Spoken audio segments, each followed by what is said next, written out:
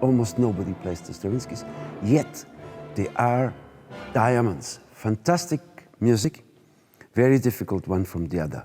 So let me go into characterizing them. The concerto from '94 is written for a very special orchestra. No strings, except double basses.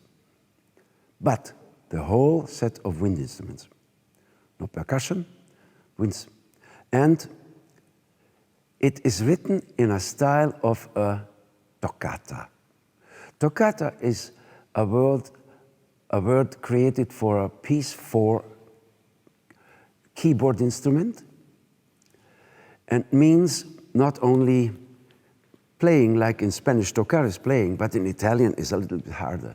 So it's usually virtuosic and rhythmic and with chords, and the first movement is a toccata. It doesn't name itself toccata, but it's quite muscular and very funny, full of humor. While the second movement is very deep, not sad, but earnest and serious and very heavyweight 20th century slow Baroque movement. Very interesting to listen with cadenzas. Goes without a break into the third movement, and one of the turns is that he has an end of the first movement in C major, like innocent, hands like this, and the last movement is with the same notes, but a completely different world and breaking into.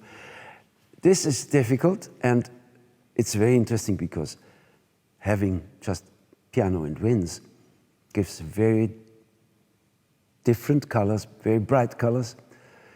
It's not all loud, but it's all brilliant and very clear, very defined, and as I said, full of humor.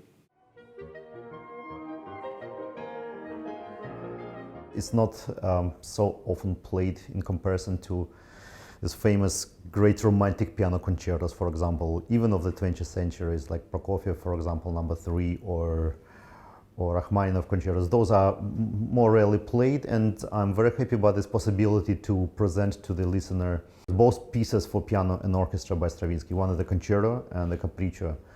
They seldom played, relatively seldom played. They are played, I must say, but not as often as maybe they deserve, because they both are very beautiful and very exciting pieces, and they're completely different. And I love that Stravinsky put so much contrast between each movement, and also between two pieces, a huge contrast. For example, if you compare two pieces, the concerto would be a very serious, very severe piece in a way. It starts with this neo-Baroque beginning, almost a funeral march, and was a very meditative, very pensive second movement where the profound music, and also last movement, of course, has a lot of drive, a lot of excitement, but it's also very almost harsh, almost severe in its spirit. But Capriccio is different. It's very light-hearted piece, it's very entertaining piece, and which is maybe not very typical of Stravinsky music. It's a very beautiful piece somehow. It has a lot of charming, almost Viennese, almost Italian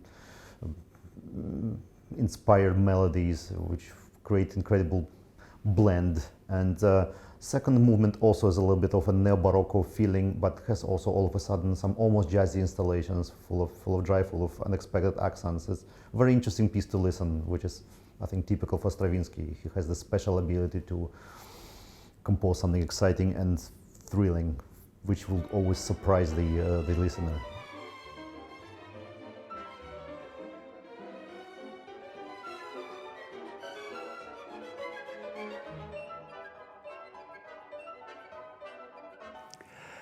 The Capriccio, 5 years later, again for himself, has also 3 movements, and it has, beside the full orchestration, it has a couple of co-soloists. So when you see the conductor and you see the piano, there's the piano, then there's the conductor, and then there's the orchestra. And between the conductor and the orchestra, there's a ring of 4 string players: violin, viola, cello, double bass, called concertino, which we know from Handel Concerto Grosso, the Corelli, is the couple of soloists.